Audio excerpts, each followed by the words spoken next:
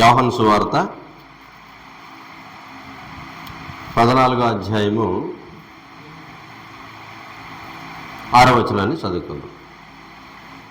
యేసు నేనే మార్గమును, నేనే సత్యమును, జీవమును, నా ద్వారానే తప్ప ఎవడును తండ్రి యొద్దకు రాలేడు.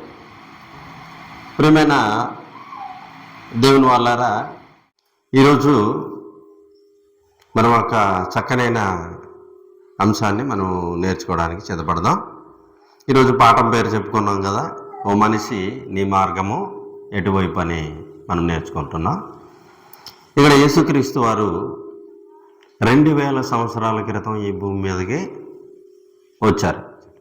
2000 సంవత్సరాల క్రితం వచ్చిన యేసుక్రీస్తు ఏమని చెప్తున్నాడంటే ఇక్కడ బైబిల్లో, నేనే మార్గమును, సత్యమును, జీవమును, నా ద్వారానే తప్ప ఎవడును తండ్రి వద్దకు రాలేడు.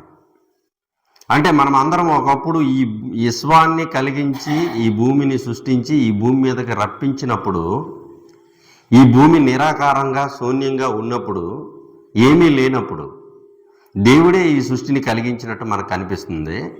కలిగించిన తర్వాత మనిషిని ఈ భూమి మీద సృష్టించినట్టు మనకు అనిపిస్తుంది. అదే మొట్టమొదట మానవుడు ఆదాము. అవ్వలను సృష్టించిన తర్వాత కొన్ని వేల సంవత్సరాల నుంచి ఈ భూమి మీద జనాభా పెరిగిన తర్వాత ప్రతి మనిషి మార్గము తెలియక, దేవుడంటే తెలియక, దేవుని గురించి జ్ఞానము లేకపోవడం వలన ఈ లోకానికి యేసుక్రీస్తు ఒక శరీరధారై ఈ భూమి మీదకి రావాల్సిన అవసరత వచ్చింది.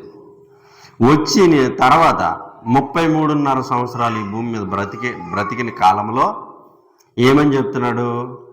ప్రపంచంలోనికి వెళ్ళి నేనే మార్గమును, నేనే సత్యమును, నేనే జీవమును, నా ద్వారానే తప్ప తండ్రి దగ్గరికి పోలేరు. ఈ ప్రపంచంలో పుట్టుకొచ్చిన మానవులందరికీ మళ్ళీ ఒక మార్గాన్ని ఈ భూమి మీద తెరవాలని యేసుక్రీస్తుని ఈ భూమి మీదకి తండ్రి అయిన దేవుడు పంపించినట్టు మనకి ఇక్కడ కనిపిస్తుంది. యేసుక్రీస్తు ఏ మార్గాన్ని బోధించడానికి వచ్చాడు ఈ భూమి మీదకి? ఎన్నో మార్గాలు ఉన్నాయా లేదా ఈ భూమి మీద? ఈ భూమి మీద ఆస్తులను సంపాదించుకోవాలనే ఒక మార్గం ఉంది, ధనాన్ని సంపాదించుకోవాలనే ఒక మార్గం ఉంది, ఈ లోకంలో చదువుకొని పెద్ద ఉద్యోగాన్ని సంపాదించుకోవాలనే ఒక మార్గం ఉంది. ఎన్నో రకరకాల మార్గాలు ఈ భూమి మీద ఉన్నాయి. ఈ మార్గాలన్నీ ఎక్కడికి తీసుకెళ్తాయంటే కోటి విద్యలు కూటి కోసమే. అంటే కోటి విద్యలు నేర్చుకునేది దేనికోసము అని మనం ఒకవేళ ఆలోచించితే ఈ జానడు పొట్ట కోసమేనట్టేనండి. కానీ యేసుక్రీస్తు ఈ భూమి మీదకి వచ్చి ఒక మార్గాన్ని స్థాపించాలనుకున్నాడు. ఆ మార్గం ఏంటి? దేవుడు దగ్గర నుంచి వచ్చిన పిల్లలు మళ్ళీ దేవుడి దగ్గర చేరుకోవాలి. చూసారా ఆయన యొక్క మార్గం? ప్రపంచంలో ఉన్న మానవులందరూ ఏమైపోయారు? దేవుడు ఎవరో తెలియక తప్పిపోయారు. ఆ దేవుని గురించిన జ్ఞానము తెలుసుకోలేకపోతున్నారు. ఆ దేవుడి దగ్గర నుంచి వచ్చిన మనిషి మళ్ళీ దేవుడి దగ్గరికి చేరుకోలేకపోతున్నాడు. ఈ చేరుకోలేని మనిషిని దేవుని దగ్గరికి చేర్చడానికే యేసుక్రీస్తు వారు ఈ భూమి మీదకి వచ్చారు. వచ్చి చెప్తున్నాడు ఆయన మాటలో, నేనే మార్గం. ఈ ప్రపంచంలో, ఈ విశ్వంలో ఇంకెవరిని నువ్వు మార్గం అనుకోకు. ఆ మార్గంలో పోయావనుకుంటే నువ్వు పాడైపోతావు. కయ్యను ఒక మార్గాన్ని భూమి మీద వేశాడు. ఆ మార్గంలో ఈ ప్రపంచంలో చాలామంది నడుస్తున్నారు. ఆస్తుల కోసము, అంతస్తుల కోసము అన్నలను చంపుతున్నారు, తమ్ముళ్ళని చంపుతున్నారు, కట్టుకున్న భార్యని చంపుతున్నారు, పిల్లల్ని చంపుతున్నారు. ఆ మార్గంలో వెళ్ళిపోతున్నారు చాలామంది జనాలు. కానీ ఆ మార్గం సరైనదా? సరైనది కాదండి. కానీ యేసుక్రీస్తు చూపించే మార్గం ఎలాంటిదంటే, దేవుడి నుంచి తప్పిపోయిన మనుషులను ఎతికి రక్షించి దేవుని దగ్గరికి తీసుకెళ్ళడానికి వచ్చాడు యేసుక్రీస్తు. అలాంటి మార్గం వేశాడట. ఆ మార్గంలో మనల్ని ఏం చెప్పమంటున్నాడు? నడవమని చెప్పినట్టు ఇక్కడ మనకి అర్థమవుతుందండి. మార్గం తప్పే. ఇప్పుడు ఏ మార్గంలో మనం వెళ్ళాలి? యోబు గ్రంథము 21, 14, 15 2 వచనాలు మనం ఇక్కడ చూద్దామండి ఒకసారి. వారు నీ మార్గములను గురించి జ్ఞానము మాకు అక్కర్లేదు, మమ్మల్ని విడిచిపోమని దేవునితో చెప్తున్నారటండి చాలామంది. యేసుక్రీస్తు ఎందుకు వచ్చాడండి ఈ లోకానికి? దేవుని గురించి ఒక మార్గాన్ని వేయడానికి వచ్చాడు. కానీ ఈ ప్రపంచంలో ఉన్న మనుషులు ఏమంటున్నారట? నీవు మాకు అవసరము లేదు, నీ బోధ మాకు అవసరము లేదు, దేవుని మాటలు మాకు అవసరము లేదు, దేవుని గురించిన జ్ఞానము మాకు అవసరం లేదు, మేము జ్ఞానవంతులము, మేము చదువులో బుద్ధిమంతులము, మేము ప్రావీణ్యము కలిగిన వాళ్ళము, మా అంత జ్ఞానవంతులు ఈ భూమి మీద ఎవరు లేరు. దేవుని గురించిన జ్ఞానం అయితే మాకు అవసరం లేదండి. మరి దేని గురించి జ్ఞానం కావాలి ప్రపంచంలో ఉన్న మనుషులకి? ఈ లోకంలో దేని గురించి జ్ఞానం కావాలి, కానీ దేవుని గురించి తెలుసుకునేనంత జ్ఞానము అవసరం లేదట. నువ్వు మాకు అవసరం లేదని చెప్తున్నారట అండి చాలామంది. చూడండి ఈ కింద మాట చూడండి, ఏమంటున్నాడు దేవుడు కింద వచనంలో? మేము ఆయనను సేవించుటకు సర్వశక్తి గల దేవుడు ఎవడండి అన్నారండి. చూడండి బాబు, దేవుడిని నమ్ముకోనైనా, దేవుడిని నమ్ముకుంటే నీకు దేవుడు ఏమిస్తాడు? స్వర్గం ఇస్తాడు.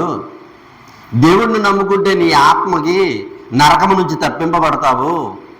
ఎందుకంటే 60-70 సంవత్సరాలే ఈ భూమి మీద మనం బ్రతుకుతాము. బ్రతికిన తర్వాత ఈ ఆత్మకి సావు లేదు. ఈ అనంతమైనది ఈ ఆత్మ దేవుడి దగ్గర చేరిపోవాలని అంటే ఈ భూమి మీద ఒక వ్యక్తి మహానీయుడు 2000 సంవత్సరాల క్రితం ఒక మహానీయుడు ఈ భూమి మీదకి వచ్చాడు. ఆ దేవుని గురించి మార్గాన్ని తెరిచాడు. ఆ మార్గంలో నువ్వు నమ్ముకో, ఆ దేవుడిని నువ్వు నమ్ముకొని దేవుడి కోసం నువ్వు బ్రతికితే మరణించిన తర్వాత నీ ఆత్మకి రక్షించే దేవుడు అని మనం తెలియజేస్తే అలా ఏమంటున్నారండి? ఏ దేవుడైనా పర్వాలేదండి, దేవుడు అందరూ ఒకటే అని చెప్తారు, దేవుడు ఒకటే అని చెప్తారు. ఆ ఒక్క దేవుడు ఎవర్రా బాబు అంటే చెప్పరు, అంతా ఒక్కడే దేవుడు అని చెప్తారు. కానీ ఆ ఒక్క దేవుడిని గురించి తెలియజేయడానికే యేసుక్రీస్తు 2000 సంవత్సరాల క్రితం ఈ భూమి మీదకి వచ్చాడండి.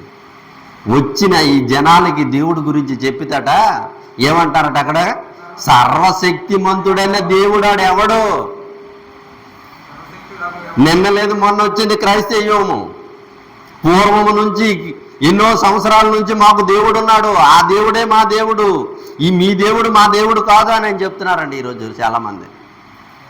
ఆ సర్వశక్తుడైన దేవుడు మాకు అవసరం లేదు, ఈ లోకంలో మాకు నచ్చే మార్గంలో మేము వెళ్ళిపోతాం, ఈ సృష్టి దేవుడు కాదని చెప్పాడు దేవుడు.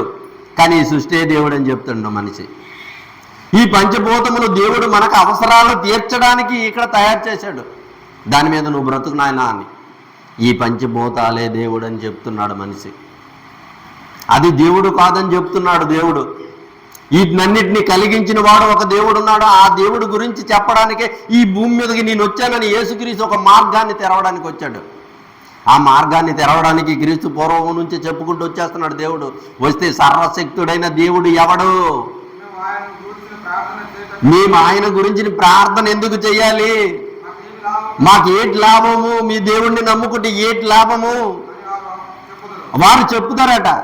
మాకు లాభం కావాలి, దేవుణ్ణి నమ్మిన లాభమే కావాలి. వ్యాపారం కదండి, దేవుణ్ణి నమ్ముకున్న వ్యాపారమే.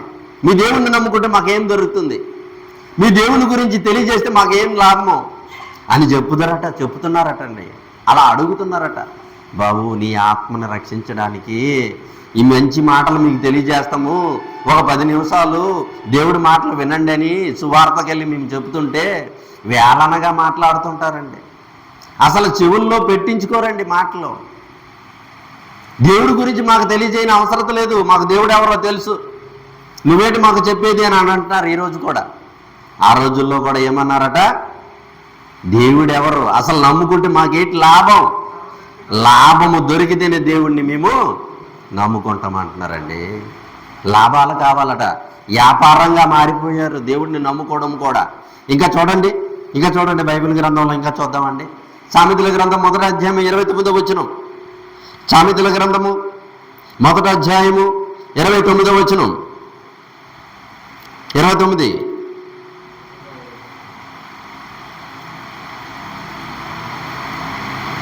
చదవండి.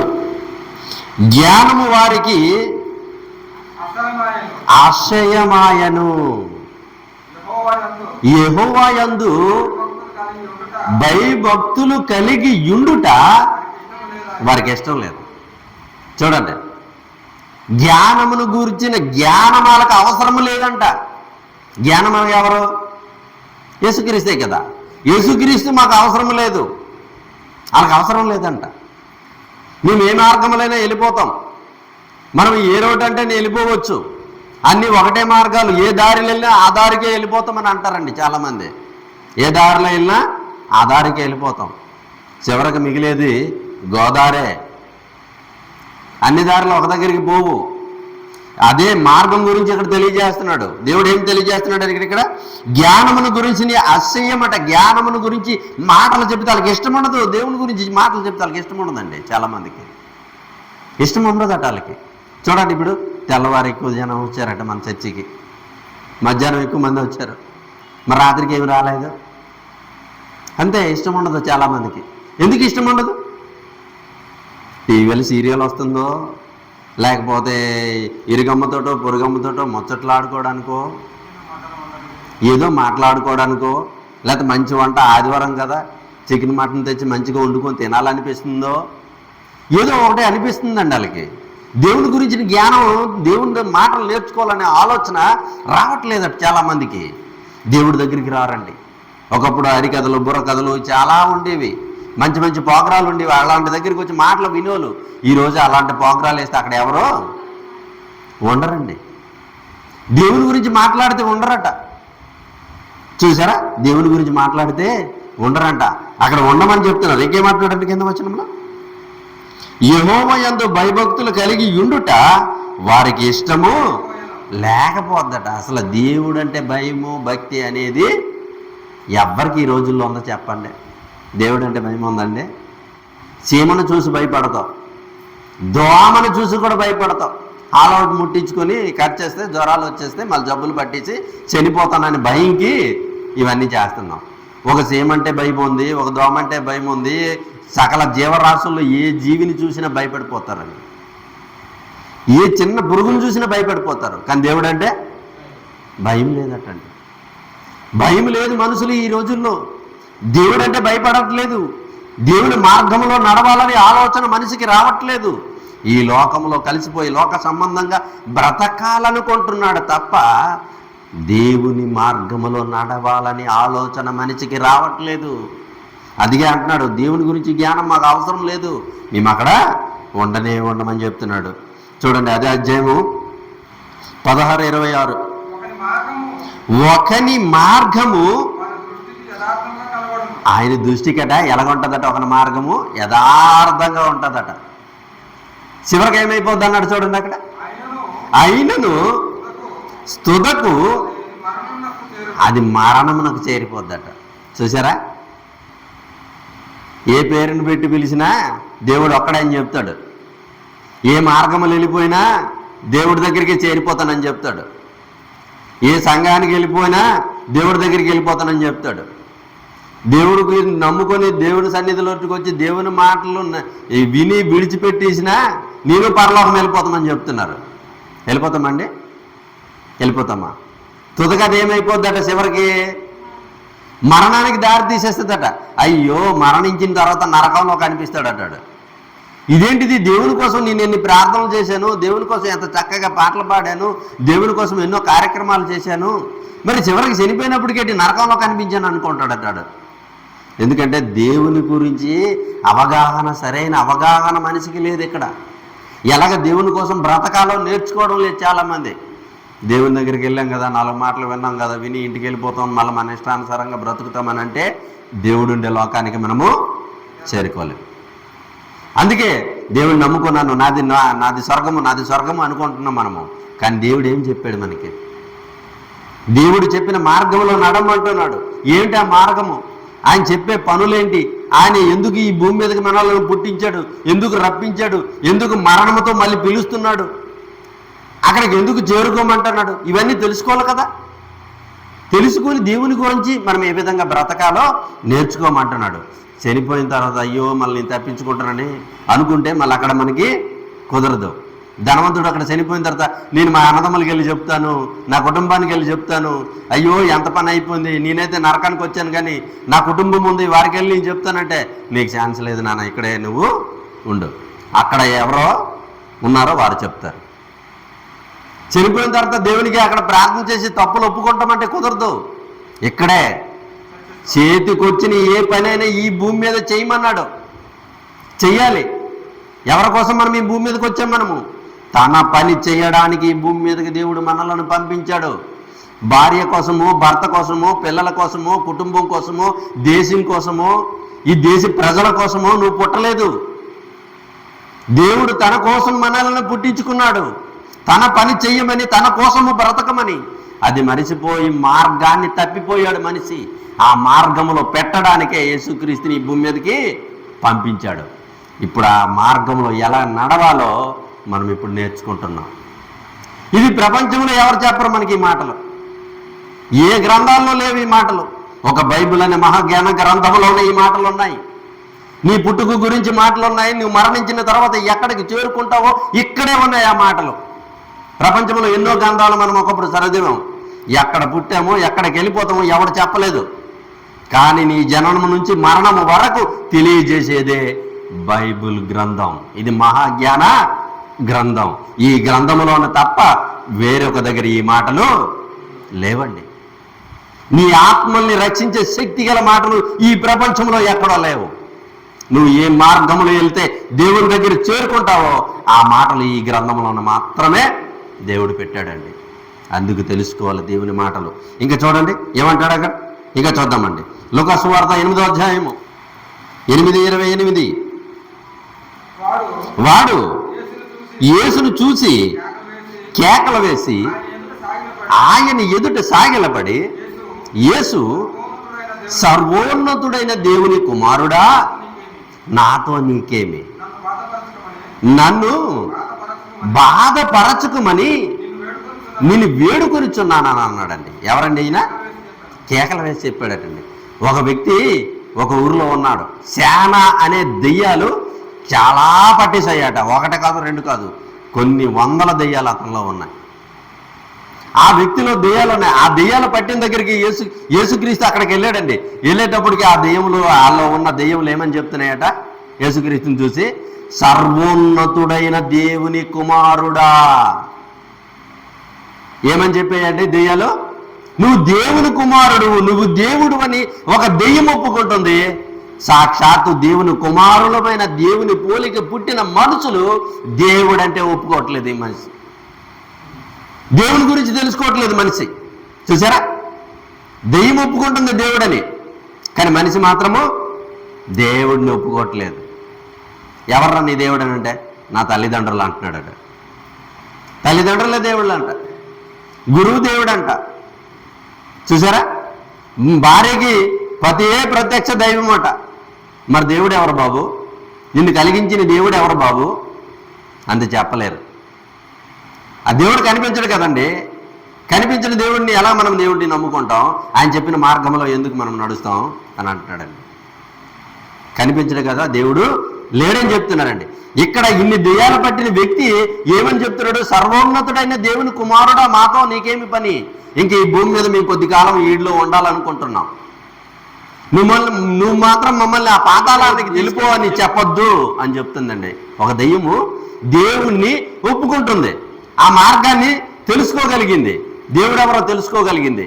కానీ దేవుని పిల్లలమైన మనము, ఈ ప్రపంచంలో ఉన్న మనుషులు దేవుడెవరో తెలుసుకోలేకపోతున్నారు. చూసారా, అంటే దెయ్యానికి తెలివితేటలు ఉన్నాయా, మనిషికి తెలివితేటలు ఎక్కువ ఉన్నాయా? దెయ్యం కంటే మనిషికే దేవుడు ఎక్కువ తెలివితేటలు ఇచ్చాడు. కానీ వీడు ఎందుకు వాడుకుంటున్నాడు? దేవుని గురించి వాడుకోవట్లేదు, కానీ దెయ్యంగా అర్థమైపోయింది. ఇంకా చూడండి అదే అధ్యాయంలోనే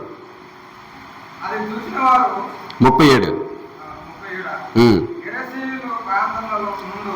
గెరసీయ ప్రాంతములలో నుండి జనులందరూ బహు భయాక్రాంతులైరి.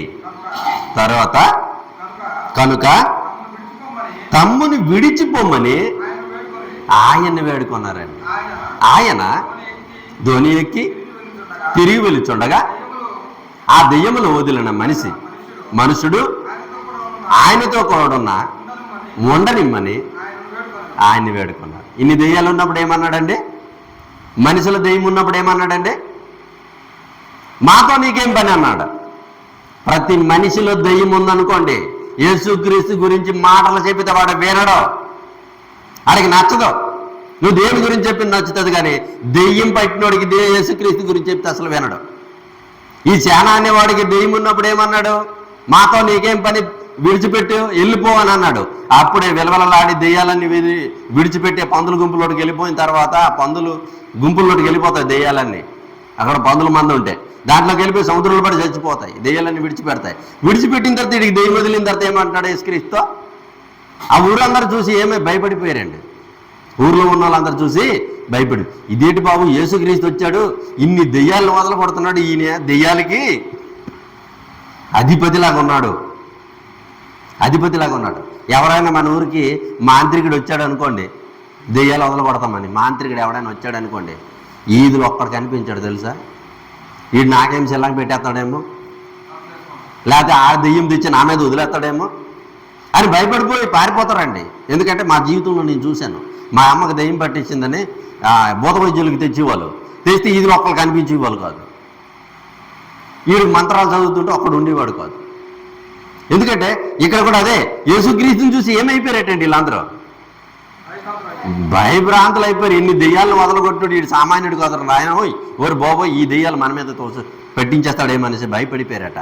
అప్పుడు దెయ్యం వదిలిన తర్వాత ఆ యొక్క వ్యక్తి ఏమన్నా అంటున్నాడు, ప్రభువా అలా అయితే భయపడ్డారు, కానీ నాకున్న దెయ్యాన్ని వదలగొట్టావు కనుక నీవే మార్గం అని నాకు అర్థమైంది ప్రభువా. వేడుకొంటున్నాడట, బ్రతిమాలుతున్నాడట, నీతో నేను వచ్చేస్తాను ప్రభువా, నీ వెనక వచ్చేస్తాను ప్రభువా, నీకు శిశువుడిగా మారిపోతాను ప్రభువా, నీ పనుల్లో ఉంటాను ప్రభువా అనుకుని అడుగుతున్నాడట. చూడండి, ఉండనిమ్మని అడిగాడు. అప్పుడేమన్నాడు ఆయన? లేదు నాన్న, నువ్వు అక్కడే ఉండని చెప్పాడండి. ఎందుకు ఉండమన్నాడండి అక్కడ అతన్ని? అయితే నీవు ఇంటికి తిరిగి వెళ్ళి దేవుడు నీకు ఇట్టి కార్యములు చేసినో తెలియజేయమన్నాడటండి, చెప్పాడటండి. చూడు, ఎక్కడ సువార్త చెప్పమనడానికి? నువ్వు మీ ఊర్లోనే చెప్పు, ఇదిగో ఇన్ని దెయ్యాలతో ఉన్నా నన్ను ఎవరు బాగు చేశారు? యేసుక్రీస్తు నన్ను బాగు చేశాడు. ఇదిగో యేసుక్రీస్తు నన్ను బాగు చేశాడు కనుక ఇదిగో దెయ్యాలన్నీ విడిచిపెట్టి వెళ్ళిపోయి కనుక ఆ యేసుని మీరు అందరూ ఏం చేయాలి? నమ్ముకోండి అని చెప్తున్నాడండి. అక్కడ దెయ్యం వదిలిన తర్వాత ఏ మార్గంలో నడుస్తున్నాడు ఆ వ్యక్తి? దేవుని మార్గంలో నడుస్తున్నాడు. ఇప్పుడు ఎంతమంది ఇక్కడ కూర్చున్నాం? గట్టిగా ఒక 15 మంది కూర్చుంటాం. అంటే దెయ్యాలు లేని వాళ్ళమే మనం అందరం. దేవుని దగ్గర వచ్చి కూర్చున్న మంది మరి దెయ్యాలు లేని వాళ్ళం కదా. మరి ఎంతమంది ఊర్లు ఎలా తిరుగుతున్నాయంటే అవి ఏంటవి? అవేంటవి ఇక్కడ రాకుండా తిరుగుతున్నాయంటే ఏంటో చెప్పండి. దెయ్యాలేనండి అవి. దేవుడి దగ్గర రానివ్వు. సినిమాకి వెళ్దాం పద అంటది ఒకటి, సీరియల్ చూద్దాం పద అంటది ఒకటి, తాగుదాం పద అంటది ఒకటి, జోదమాడుదాం పద అంటది ఒకటి, దొంగలాడుదాం పద అంటది ఒకటి. చూసారా ఎలాంటి దెయ్యాలండి? కొన్ని వేల కోట్ల దెయ్యాలు. ఎంతమంది మనుషులు ఉన్నారో అంతమంది మనుషులకి దెయ్యాలు పట్టేశాయి. దేవుడి దగ్గర రానివ్వకుండా చేస్తున్నాయి. అందుకే యేసుక్రీస్తు వచ్చాడు దెయ్యాలు వదలగొట్టడానికి, దెయ్యాన్ని వదలగొట్టడానికి, మనుషులకు పట్టిన దెయ్యాలను వదలగొట్టడానికి వచ్చాడు. దేవుడిని నమ్ముకోవడం మధ్య చెడు చెయ్యకు, మంచిగా బ్రతుకు, నమ్మకంగా బ్రతుకు, ఆ మార్గంలోకి రండి అని పిలవడానికే యేసుక్రీస్తు ఒక మార్గాన్ని ఈ భూమి మీద వేయడానికే వచ్చాడటండి. ఎంత మంచి మార్గం అండి యేసుక్రీస్తు వేసింది. ఈ ప్రపంచంలో అలాంటి మార్గాన్ని ఎవడైనా వేసాడా? వేయరండి. లాభం ఉంటేనే మార్గాలు. ఇక్కడ లాభం లేకపోతే ఏముండదు. యేసుక్రీస్తు మన ఆత్మలను రక్షించడానికి వచ్చాడు. చూసారా ఎంత మంచి మార్గం వేశాడో. ఇంకా చూద్దామండి, మత్తయి సువార్త 8వ అధ్యాయం తీయండి ఒకసారి. 8వ అధ్యాయం 29. వారు ఇదిగో దేవుని కుమారుడా నీతో మాకేమి, మా కాలం రాక మునిపే మమ్మల్ని శోధించుటకు నువ్వు ఇక్కడికి వచ్చితివా అని కేకలేసేయటండి. మీ స్వార్థకి వెళ్తుంటే అంటారు, ఎక్కడ యేసుప్రభు గురించి ఎక్కడ చెప్పకండి, వెళ్ళిపోండి. కేకలండి, గోల పెట్టేస్తారు. మైకిల్ పంచేయండి, మీ దుకాణం పంచేసి మీరు వెళ్ళిపోండి, ఇక్కడ దేవుడి గురించి చెప్పడానికి వీల్లేదు. అన్ని దేవుళ్ళు ఒకటే అంటాడు, కానీ యేసుక్రీస్తు దేవుడి గురించి చెప్తే ఇక్కడ నుంచి పొండి అని అంటాడు. అంటే వాటిలో ఏముంది? ఇప్పుడు దెయ్యం ఉందండి. అప్పుడు మాకు అర్థమైపోద్ది, వీటిలో ఏముంది? దెయ్యం ఉంది రోయ్, ఈ దెయ్యమే కేకలేస్తుంది రోయ్ అనేసి మేమేం చేస్తాం? దేవుడు ఏం చెప్పాడు? ఎవడైనా మీకు ఆటంకం పరిచినంటే మీ పాద ధూళి తీసి అక్కడేసి, ఆ ధూళి సమాధానం చెప్తుంది, మీరు పోండి అని దేవుడు యేసుక్రీస్తు మనకు చెప్పాడు కదా. చక్కగా వెళ్ళిపోతామండి. ఎందుకంటే ఉచితంగా ఏది ఇచ్చినా నచ్చదు ఎవరికి. మనకు ఒక సీఎం ఇక్కడ ఆంధ్రాలో వచ్చాడు, జగన్ గారు. అన్ని ఉచితంగా ఇచ్చాడు, అన్ని బాగా తిన్నారు. ఓట్లు ఎవరికి వేశారు? పార్టీ మార్చారు, చంద్రబాబు నాయుడుకి వేసారు. అంటే ఈయన ఉచితంగా ఇచ్చినోడు వద్దా? వద్దండి. ఉచితంగా దేవుడి గురించి మాటలు చెప్తే ఎవరికి వద్దా? వద్దు. ఉచితంగా దేవుడి దగ్గరికి నీకు మంచి మార్గం నీకు చెప్తాం రా అంటే వస్తాడా? రాడు. నీకు దెయ్యం మొదలు కొట్టాలంటే 10 కొంచాల బియ్యము, 4 కొబ్బరికాయలు, దచ్చిన ఈ బూది, నీకు ఏటేడు కావాలో ఒక 2000, 3000 లేకపోతే ఒక 10,000 రూపాయలు సామాను కొన్నేసి మొత్తం ఆడమోసుకెళ్ళిపోతే నీకు దెయ్యం వదులుతుంది. అంటే అలాంటి మార్గాల్లో నడుస్తున్నారు చాలామంది. మార్గం తెలీదు. దెయ్యం ఎవరిని భయపడుతుంది? యేసుక్రీస్తుని చూసి భయపడుతుంది. మరి మనిషి ఎవరిని చూసి భయపడుతున్నాడు? దెయ్యాన్ని చూసి భయపడుతున్నాడు. ఈ దెయ్యాలన్నిటికీ అధీనంలో ఉంచుకోగలడు యేసుక్రీస్తు. అంత బలవంతుడు, అంత శక్తివంతుడు. ఆ శక్తివంతుడు మార్గంలో మనం నడిస్తే మన దరికి ఏది రాదండి. ఆ మార్గంలో మనం నడవాలి. ఆ మార్గాన్ని వేయడానికి యేసుక్రీస్తు భూమి మీదకి వచ్చినట్టు మనకి ఇక్కడ కనిపిస్తుంది. యాకోబు రాసిన పత్రిక 2వ అధ్యాయము 19వ వచనం, దేవుడు ఒక్కడే అని నువ్వు నమ్ముచున్నావు. అలాగ నమ్మడం మంచిదే. దెయ్యాలు కూడా దేవుడు ఒక్కడే అని భయపడుతున్నాయి, నమ్ముతున్నాయి. చూసారా? దేవుడు ఒక్కడనే. ఇప్పుడు మనం అందరం ఇక్కడ దేవుడు ఒక్కడ అంటున్నాం, 10 మంది అంటున్నామా? దేవుడు ఒక్కడే, అంతే కదా. మరి దెయ్యాలు కూడా ఎలా నమ్ముతున్నాయట? దెయ్యాలు కూడా దేవుడు ఒక్కడని నమ్ముతున్నాయి. కానీ మనసులో నీకొక దేవుడు, నాకొక దేవుడు, మనిషికి ఒక దేవుడు ఉన్నాడండి ఈ భూమి మీద. సాక్షాత్తు దేవులు పిల్లలుగా, దేవులు స్వరూపాలుగా వచ్చిన మనుషులే మనిషికి ఒక దేవుడు తయారు చేసుకున్నారండి. ఎంత తప్పండి ఇది? తప్ప కదా? దేవుడు ఒక్కడే. దేవుడు ఒక్కడని దెయ్యాలు కూడా నమ్ముతున్నాయి, దేవుడు ఒక్కడని చెప్తున్నాయి. కానీ మనుషులు మాత్రం దేవుడు ఒక్కడని చెప్పరు. దేవుడు ఒక్కడే. అవతారాలు ఉన్నాయి, ఎన్నో రూపాలు ఉన్నాయి. ఏ విధంగా కొలిసినా దేవుడే అని చెప్తారు వాళ్ళు. అలాగన్నాడా ఇక్కడ దేవుడు బైబిల్లో? అలా లేదండి. దెయ్యమంగా అడగపోని దెయ్యంకి అర్థమైపోయింది దేవుడు ఒక్కడని తెలిసిపోయింది. కానీ మనిషికి మాత్రం దేవుడు ఒక్కడని తెలియదు. ఆ ఒక్కడే దేవుడని చెప్పడానికే ఒకే ఒక్కడు ఈ భూమి మీదకి వచ్చాడు, ఆయనే యేసుక్రీస్తు. ఆ ఒక్క దేవుని గురించి చెప్పడానికి ఆ ఒక్కడే వచ్చాడు. తన జ్యేష్ఠ కుమారుడైన యేసుక్రీస్తు ఈ భూమి మీదకి వచ్చాడు. ఆ మార్గంలో ఇప్పుడు మనం నడిస్తే నీకు, నాకు, మన అందరికీ, ఈ ప్రపంచంలో ఉన్న ప్రజలందరికీ దేవుడు ఒక్కడే. ఆ ఒక్కడే పరమాత్ముడు. ఆత్మలకు తండ్రి పరమాత్ముడే ఆ దేవుడు. ఆ దేవుని నమ్మి బ్రతకడమే ఆయన మార్గములో మనం వెళ్ళిపోవడం. ఆ మార్గంలో ఉన్నారండి మరి ప్రజలు? ఆ మార్గంలో మనం నడవగలుగుతున్నామా? ఒకసారి చూడాలండి. మార్కు సువార్త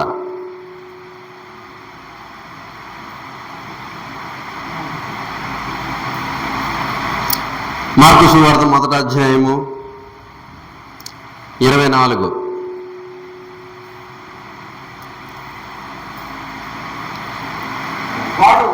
వాడు నజరేయుడగు యేసు మాతో నీకేమి? మమ్మల్ని నశింపజేయుటకు నువ్వు వచ్చితివా? నీవెవరో నాకు తెలుసును. నీవు దేవుని పరిశుద్ధుడి వరకు కేకలేసింది. ఎవరు కేకలేస్తున్నారు? దెయ్యాలు కేకలేస్తున్నాయి. ఎవరి గురించి? దేవుడి గురించి. ఇదిగో నువ్వు ఈ భూమి మీదకి వచ్చావు, ఈ మనుషులందరినీ దేవుడి దగ్గరికి తీసుకెళ్ళడానికి నువ్వు ఈ భూమి మీదకి వచ్చావు. నువ్వెవరు కుమారుడు అయితే మాకు అర్థమైపోయాయి. నువ్వు దేవుని కుమారుడివే.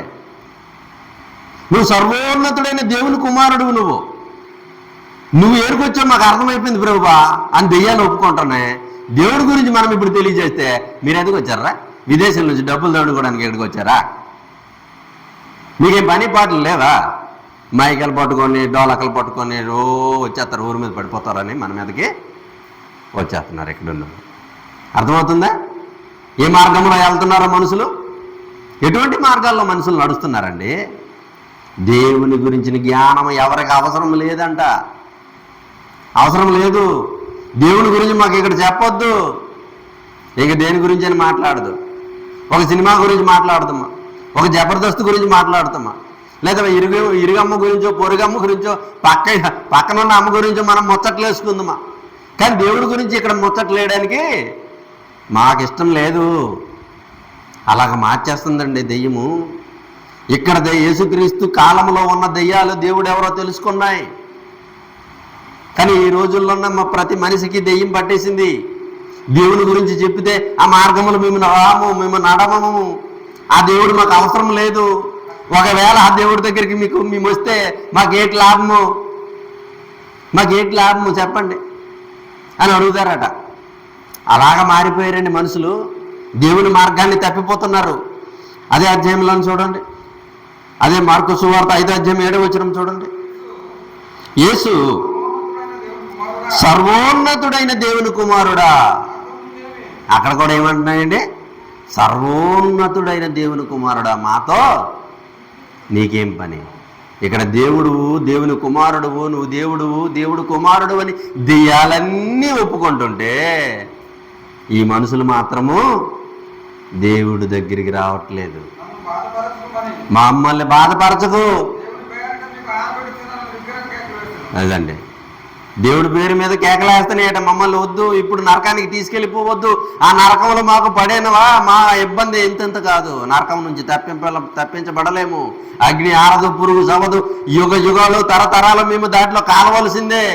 దాంట్లో ఏకు మాకు ఇక్కడ ఉంచు, నువ్వు దేవుని కుమారుడు మాకు అర్థమైపోయిందని చెప్తున్నాయి. కానీ మనం ఏం చెప్తున్నాం? దేవుడిని నమ్ముకుంటే నరకము నుంచి తప్పింపబడతావు, దేవుడిని నమ్ముకుంటే స్వర్గానికి చేరుకుంటావు అని చెప్తున్నాం మనము. కానీ మనకేమంటున్నారు వాళ్ళు? అదే చెప్పినోడుగా దెయ్యం పట్టేసింది.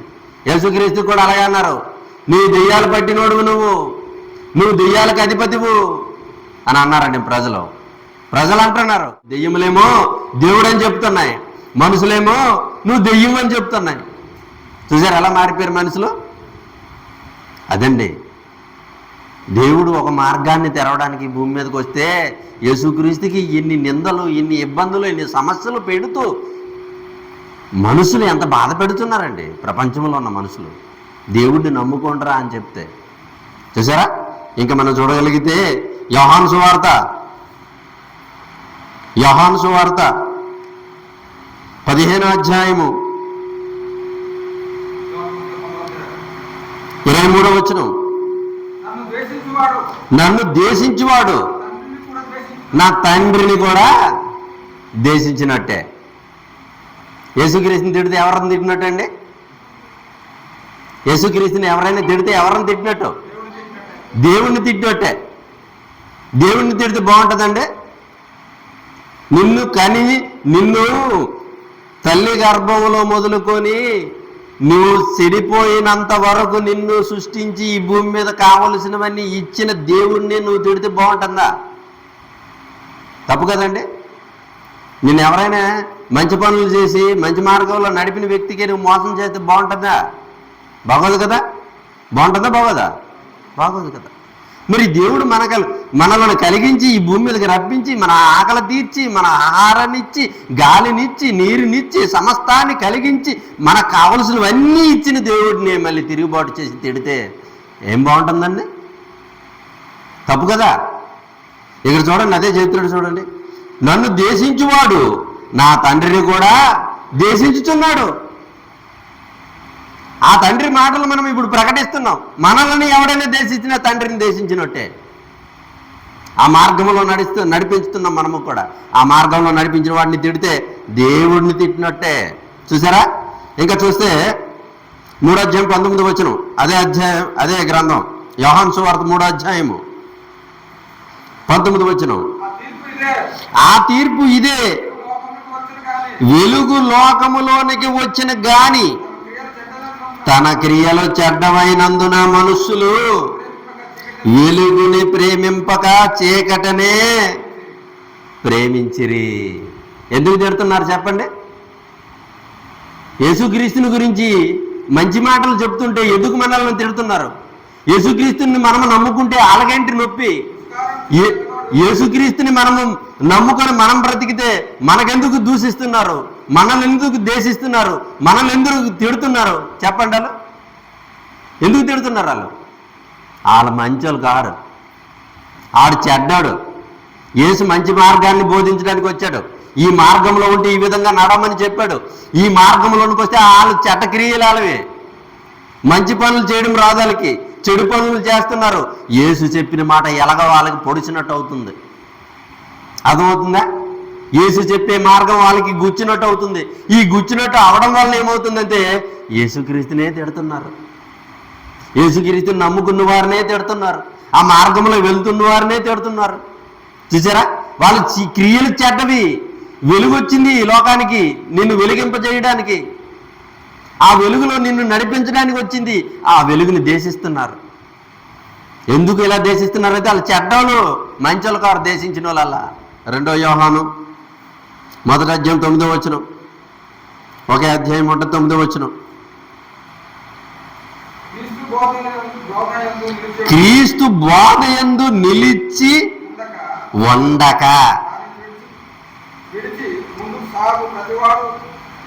ఇక్కడ ఏమని చెప్పాడండి? క్రీస్తు బోధయందు నిలిచి ఉండక దానిని విడిచి ముందుకు సాగు ప్రతి వాడు దేవుని అంగీకరింపడు.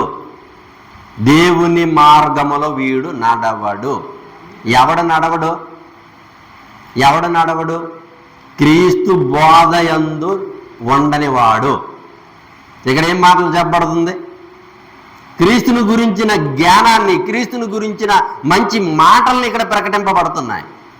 ఈ మాటలు వినక, ఈ మాటల దగ్గరికి రాక, ఈ బోధ తెలుసుకోక, ఆ మార్గంలో నడవక, లోకములో బ్రతుకుతూ, ఇష్టానుసారంగా జీవిస్తూ, ఇష్టానుసారంగా బ్రతుకుతూ, ఈ మార్గముని రాకుండా లోకములో బ్రతుకుతూ మళ్ళీ ఈ మార్గాన్ని దూషిస్తున్నారట చాలామంది. ఆ బోధలోనికి రానివాడు ఎలాంటి వాడని చెప్పాడు చూడండి. క్రీస్తు బోధయందు నిలిచి ఉండక దానిని విడిచి ముందుకు సాగు ప్రతి వాడును దేవుని అంగీకరింపని వాడు. దేవుడు అసలు ఆడికి అవసరం లేదు. ఈ బోధ వింటే కదా విశ్వాసం వస్తుంది అన్నాడు దేవుడు. వినుట వలన విశ్వాసము కలుగును. వింటే దేవుని మాటలు వినండి. అసలు వినకపోవడం వల్ల ఆడు ఎవరిని దూషించినట్టు, ఎవరిని అంగీకరించినట్టు? దేవుడిని అంగీకరించడం లేదు చాలామంది. దేవుడి దగ్గరికి రావట్లేదు. ఈరోజు మనం ఎందుకు వచ్చాం ఇక్కడికి? దేవుని మార్గాన్ని తెలుసుకోవడానికి వచ్చాం. దేవుడిని నమ్ముకున్నాం. దేవుడిని నమ్ముకొని ఎన్ని సంవత్సరాలు అయిందమ్మా మనం బ్రతుకుతున్నాం? ఒక 10-15 సంవత్సరాలు, లేకపోతే ఒక 7 సంవత్సరాలు, 8 సంవత్సరాల నుంచి మనం దేవుని మార్గంలో నడుస్తున్నాం. దేవుని మార్గంలో వచ్చిన తర్వాత మన ప్రవర్తన ఎలాగుందో ఒకసారి మనం ఆలోచించాలి. ఇక్కడ మాటలు వింటున్నాం కదా, విని విడిచిపెట్టేసిన తర్వాత ఊర్లోకి వెళ్ళిపోయి వాళ్ళలో కలిసిపోతున్నామా? లేకపోతే వాళ్ళకి మనకి ప్రత్యేకత ఏమైనా ఉందా? ఒకసారి ఆలోచించండి బాగా. దేవుని మార్గంలో ఉన్నవారు ఎలాగుంటారో ఆయన బోధలో ఉంటారు. పాస్టర్ గారు రోజుకి ఆదివారం పూట ముగ్గురుని తెచ్చి నలుగురిని తెచ్చి, లేకపోతే ప్రతి శుక్రవారం బుధవారం మీకు దేవుని మాటలు ప్రకటిస్తున్నాడు, కష్టపడుతున్నాడు, వాక్యం నేర్చుతున్నాడు, నేర్చి మీకోసం ఎంతో ప్రయాసపడి చెప్తున్నాడు. ఇక్కడికి వచ్చి వింటున్నారు, వినేసిన తర్వాత అక్కడికి వెళ్ళిపోయి మర్చిపోతున్నారు. ఫలితం లేదు, ఫలించడం లేదు. ఫలించిన చెట్టుని ఏం చేస్తానన్నాడు దేవుడు? గొడ్డలతోటి నరికి అగ్నిలో పడివేసేస్తానన్నాడు. మనం అందరం చెట్టులమే, మనం అందరం ఫలించాలి దేవుడి కోసం. అందుకే ఈ భూమి మీదకి దేవుడు మనల్ని పంపించాడు. 40 సంవత్సరాలైనా, 30 సంవత్సరాలైనా, 20 సంవత్సరాలైనా, 10 సంవత్సరాలైనా, 5 సంవత్సరాలైనా ఇంకా అలాగే దేవుడి దగ్గరికి వస్తున్నావు, వింటున్నావు, వెళ్ళిపోతున్నావు. దేవుని కోసం పని చేయడం లేదని అంటే ఫలింపని చెట్టులమైపోతున్నాం మేము. ఒకసారి ఆలోచించండి. దేవుని బోధలో లేమేమో ఒకసారి ఆలోచించండి. దేవుని బోధలో ఉంటే ఏం చేయాలి? ఫలించాలి. ఫలించడం అంటే ఎలాగా? ఫలించి చెట్టు ఎలాగ ఉంటుంది? పచ్చగా వస్తుంది. పైకి వచ్చిన తర్వాత ఏం చేస్తుంది? ఆకులు వస్తాయి. ఆకులు వచ్చిన తర్వాత ఏమొస్తాయి? పువ్వులు వస్తాయి. పువ్వులు వచ్చిన తర్వాత ఏమొస్తాయి? పింజులు వస్తాయి. పింజులు వచ్చిన తర్వాత ఏమొస్తాయి? కాయలు వస్తాయి. కాయలు వచ్చిన తర్వాత ఇంకేమవుతాయి? పండ్లుగా మారుతాయి. పండు పండిన తర్వాత తింటే చెట్టుకి గొప్ప పేరు వస్తుంది. అంతే కదండి? తిని తర్వాత తెలుస్తుంది చెట్టుకి ఎంత మంచి పేరు. మరి ఇన్ని సంవత్సరాల నుంచి సంఘంలో మనం ఉన్నాం, దేవుని కోసం బ్రతుకుతున్నాం. ఎప్పుడు రాలిపోయే ఆకుల్లాగా, ఆకులు లేని చెట్టులాగా అలాగే ఎండిపోయినట్టు కనబడుతుంటే ఫలం ఇచ్చినట్ట, ఫలం ఇవ్వకపోయినట్టండి. ఈరోజు దేవుని బోధ తెలుసుకున్న మనము ఫలించే చెట్టులాగా ఉండాలి. మనం దేవుడిలో అభివృద్ధి కనబడాలి. నువ్వు దేవుని పనిలో అభివృద్ధి కనిపించాలి. మనము చక్కగా దేవుని పనిలో మనం ఉండాలి, దేవుని కోసం బ్రతకాలి. ఎందుకంటే ఎన్ని సంవత్సరాలు మనం ఇక్కడ బ్రతుకుతాం? 60-70 అన్నాడు, కానీ అంతవరకు మనకు ఛాన్సు లేదు. ఇంతలో కనబడి అంతలో మాయమైపోతాం. ఇక్కడి నుంచి ఇంటికి వెళ్ళేలో ఏదో గుద్దేస్తే చెప్పలేం. అంతే కదండి? రోడ్ ఎక్కిన తర్వాత ఏదైనా గుద్దేసిందంటే అయ్యో ఇప్పుడే చర్చిలు కనిపించాడు, రోడ్డు మీదకి వచ్చేటప్పటికి చనిపోయాడు అని అంటాం. అంతే కదా? అంటే మనకున్న ఈ ఆయుష్కి గ్యారెంటీ లేదండి. ఈ ప్రపంచంలో ఎన్నో కంపెనీలు ఎన్నో వస్తువులు తయారు చేస్తున్నా లేదా? మనం వాడుకునే సెల్ ఫోన్కి గ్యారెంటీ ఉంది, మనం కొనుక్కునే మైక్కి కూడా గ్యారెంటీ ఉంది. అంతే కదా? మనం గోడలకు వేసే పెయింటింగ్ కూడా గ్యారెంటీ ఇస్తున్నాడు వాడు. కానీ ఈ దేహంలో ఉన్న ప్రాణానికి ఆవిడ గ్యారెంటీ ఇవ్వలేరు, మాయమైపోద్ది. అందుకే ఆ మార్గంలో చక్కగా నడవాలి. నువ్వు ఫలించే చెట్టులాగా ఉండాలి, ఫలాలు ఇచ్చే చెట్టులాగా కనిపించాలి. మనము దేవుని పనిలో అభివృద్ధి చేయాలి. నువ్వు ఆ మార్గంలో దేవునికి ఏం చేయగలుగుతున్నావు అని అడుగుతాడు దేవుడు. అప్పుడు మనం సమాధానం ఉండాలిగా. ప్రభువా, అయ్యగారు చెప్పారు ప్రభువా, మేము అక్కడ కూర్చున్నాం, విన్నాం ప్రభువా, ఇంటికి వెళ్ళిపోయి మళ్ళీ ఎప్పుడులా సీరియల్ వేసుకున్నాం ప్రభువా, మళ్ళీ ఆదివారం వచ్చినప్పుడు మళ్ళీ వచ్చాను ప్రభువా అని అంటే దేవుడు ఊరుకుంటాడా? ఎవరు ఊరుకుంటాడో చెప్పండి. నా కోసం ఏం చేసావని అడిగితే ఏం చెప్తాం? నా మార్గాన్ని తెలుసుకున్నావు, నా మార్గంలోకి వచ్చావు, నా మార్గంలో నువ్వేం పని చేసావని అడిగితే మనం అప్పుడు ఏం చెప్పగలం? ఒక దెయ్యాలు ఒప్పుకుంటున్నాయి, మనుషులు ఒప్పుకోవట్లేదు. దెయ్యాలకు అర్థమైపోయింది దేవుడు ఎవరో, కానీ మనుషులకు అర్థం కాలేదు. కానీ దేవుడిని నమ్ముకున్న మనకి ఇప్పుడు అర్థమయ్యింది. మనం ఏం చేస్తున్నాం దేవుడి గురించి ఒకసారి ఆలోచించండి. నేను దేవుడి పని చేయాలని రాత్రి పొగలు కష్టపడి 3 ప్లాట్లు కొన్నాను తెలుసా? నాకు ఇల్లు కొట్టుకోవడానికి కాదు. నేను టైలరింగ్ పని చేసి నా ఎన్నుపూస వెనక ఉంటుంది కదా, ఎన్నుపూస ఉంటుంది కదా అందరికీ, ఒక డిస్క్ అరిగిపోయింది. ఎందుకు అరిగిపోయింది? కష్టపడి పని చేసిన ఆ పనితో వచ్చిన డబ్బుల్ని దేవుని కోసం స్థలాన్ని కొన్నాను.